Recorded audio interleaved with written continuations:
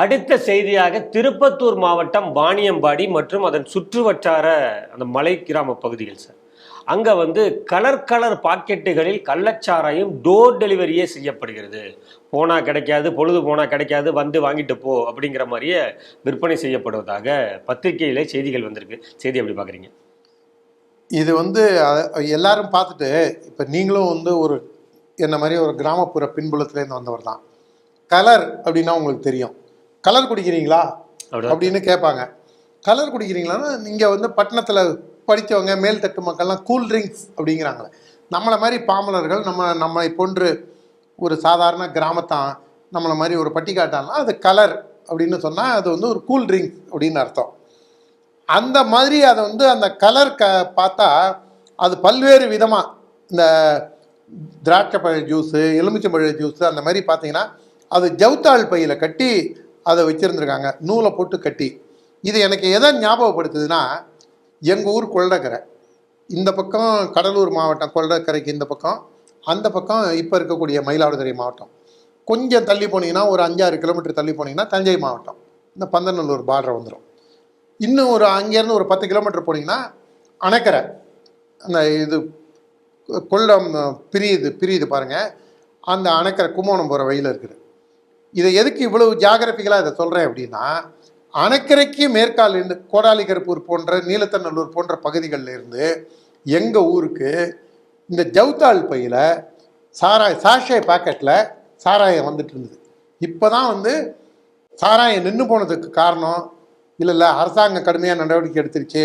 அது தவழ்ந்த பாடியார் ஆட்சியாக இருக்கட்டும், இல்லைன்னா ஸ்டாலின் ஆட்சியாக இருக்கட்டும், ஃபோட்டோஷூட் ஆட்சியாக இருக்கட்டும், எதாக இருக்கட்டும் அப்படின்னு யாரும் தயவு செஞ்சு நினைக்காதீங்க. அரசாங்க நடவடிக்கை எடுக்கலை. இல்லை மக்கள் தெரிஞ்சிட்டாங்களா குடிக்காமல் இருக்காங்களா, அதுவும் இல்லை. என்ன காரணம்னா இப்போ எல்லா இடங்கள்லையுமே 2 கிலோமீட்டருக்கு ஒரு 4 கிலோமீட்டருக்கு ஒன்றுன்னு ஒயின் ஷாப் திறந்துட்டாங்க. அரசே மது விற்பனை செய்து, அந்த அரசே இப்போ முன்னாடி கள்ளச்சாராயத்துக்கு பதிலாக இப்போ அரசே மது விற்பனை செய்கிறது ஒரு பக்கம். அந்த மதுவிலேயே கூட நீங்கள் ஒயின் ஷாப்லேயே சில பேரோட குற்றச்சாட்டுகள் என்னென்னா, அதுக்கு ஆதாரம் இருக்கா அப்படின்னு கேட்டால் யாராவது குடிகாரர்கள் நம்மக்கிட்ட பேசின குடிகாரர்கள்ட்ட நம்ம திரும்பியும் போய் கேட்கணும், அவங்க ஒத்துக்கிட்டாதான் உண்டு. சில கடைகளில் கொடுக்குறாங்க சரக்கு, அந்த சரக்கு ஆனால் அதில் நம்ம துரைமுருகன் சொன்னார் பாருங்க, நம்ம லிப்ஸ்டிக் பவுடர்லாம் போட்டு ஒரு அமைச்சர் இருக்கார் பாருங்க, இன்ப நிதிக்கு கூட நான் அவர் கேபினெட்டில் கூட நான் அமைச்சராக இருக்கணும்னு ஆசைப்பட்றேன்னு சொல்லி ஒரு மாபெரும் தலைவர் துரைமுருகன் சொன்னார் பாருங்க. அந்த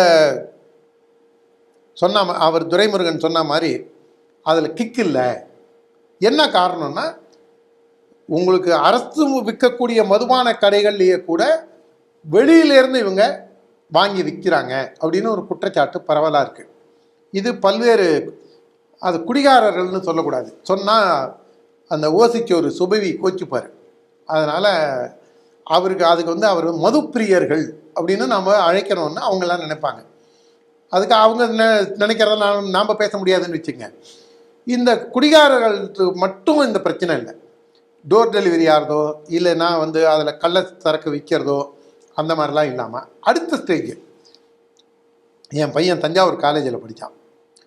அவன்கிட்ட நான் கேட்கும்போது உங்கள் காலேஜில் அது ஒரு எலைட்டு காலேஜுங்கிற மாதிரி அறியப்படுதேப்பா, அதனால உங்களுக்கு அந்த காலேஜில்னா தீய பழக்கங்கள்லாம் இல்லாமல் இருக்காங்களா அப்படின்னு நான் அவன் காலேஜ் முடித்தா 5 வருஷம் ஆகிடுச்சு. அவன்கிட்ட நான் கேட்கும்போது சொன்னான், அவன் சொன்ன தகவல் அதிர்ச்சியாக இருந்தது. அந்த தஞ்சாவூர்லேருந்து திருச்சி போகிற ரோட்டில் இருக்கக்கூடிய சொல்ப வியாபாரம் பண்ணக்கூடிய ஒரு சில நபர்களை அணுகினாலே அங்கே போதைப் பொருட்கள் கிடைக்கிது. அந்த கல்லூரியில் படித்த என்னுடைய பையனுக்கு தெரியும் போது அந்த பகுதியில் இருக்கக்கூடிய காவல்துறைக்கு தெரியாதா? அந்த பகுதியில் இருக்கக்கூடிய பல்வேறு அரசு ஊழியர்களுக்கோ இல்லை நுண்ணறிவு பிரிவுக்கோ தெரியாமையாக இருக்கும். செங்கல்பட்டில் குடி போதையில் இதில் கஞ்சா போதையில் என்ன பண்ணாங்கிறத நம்ம ஏற்கனவே இதே ஸ்ட்ரீட் டிவி அரங்கத்தில் பேசியிருக்கோம். ஒரு கண்ட்ரோலே இல்லாமல் கள்ளச்சாராயம் ஓடினதோடைய எஃபெக்ட் தான் கிட்டத்தட்ட 70 பேர் கள்ளக்குறிச்சியில் செத்து போயிட்டாங்க. அதே மாதிரி மரக்காணம் திண்டிவனத்துலேயும் இறந்து போனாங்க. இந்த ஆட்சி எவ்வளவு கேலி கூத்தாக இருந்ததுன்னா பாருங்கள், கள்ளச்சாராயம் வித்த வியாபாரியும் ஆஸ்பத்திரியில் படுத்துக்கிட்டு இருந்தவனுக்கு அவனுக்கும் 50,000 ரூபா நிவாரணம் கொடுத்தது இந்த ஃபோட்டோ ஷூட் ஆட்சி. இந்த லட்சணத்தில் இருக்கும்போது இந்த ஆட்சியாளர்கள் வெறும் வெற்று விளம்பர மோகம், ஒரு இல்லை வாய்ச்சவடால் ஆட்சி. இந்த எனக்கு இது என்ன ஞாபகம் வருதுன்னா, இந்த ஆட்சியை பற்றி எனக்கு பேசும்போது ஒரு கேரக்டர் தான். திலானா மோகனாம்பாள்னு ஒரு படம் வந்தது. அதில் வைத்தின்னு ஒரு கேரக்டரை பார்த்துருப்பீங்க.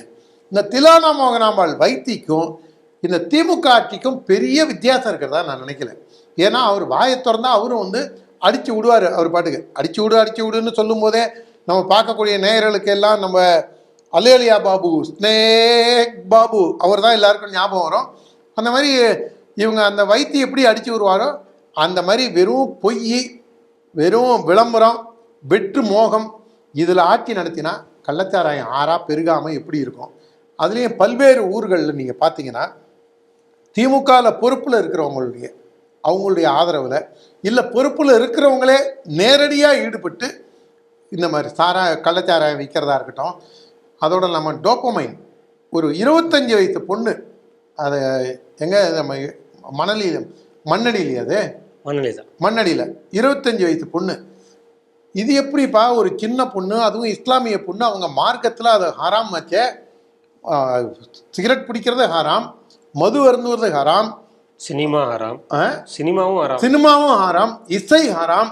அப்படி இருக்கும்போது இது எப்படி வித்துருக்கும் அப்படின்னு பார்த்தா ஆடு புருஷ அமீர் இல்லையா, அதுக்கப்புறம் டிக்கிலேயே இது கடத்தலையா, தங்கம் கடத்தலையா, அதெல்லாம் ஹராம் இல்லையா அப்போ அப்படின்னு சொல்லி வேற ஒருத்தர் என்கிட்ட சொன்னார். அந்த விஷயத்தை அதுக்கப்புறம் தான் நான் பார்த்தேன். அந்த பொண்ணோட அப்பா ஏற்கனவே இந்த மாதிரி கைது செய்யப்பட்டு ஜெயிலில் இருக்காரு.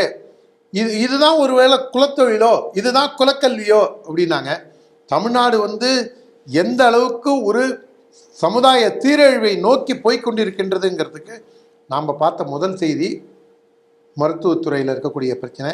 இப்போ 2வது செய்தியாக இந்த சாராய பிரச்சனை. தமிழகத்தை வந்து ஆண்டவன் தான் காப்பாற்றணும்னு நினைக்கிறேன்.